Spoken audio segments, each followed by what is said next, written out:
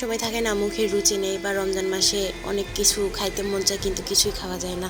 তখন আপনারা কি করবেন জানেন? এরকম একটা ডিম সিদ্ধ করে নেবেন আর 2টা আলু সিদ্ধ করে নেবেন। আপনি যদি একা না 2জন যদি খেতে চান তাহলে এতটুকুতেই আপনাদের হয়ে যাবে আমি মনে করি। কারণ আমরা 3জন মিলে খেয়েছিলাম।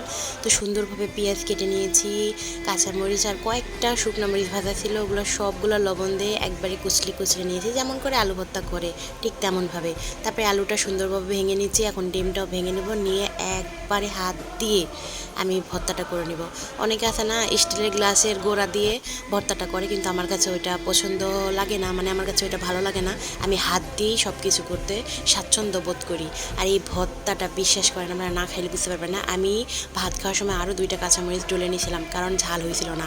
এত বেশি মজা হয়েছিল গরম গরম ভাতের সাথে। এটা একবার হলো আপনারা খেয়ে দেখবেন, আর যারা খাইছেন তারা তো জানেনই এটার স্বাদ অনেক অনেক অনেক মজার। তো ভালো থাকবেন সবাই, টাটা।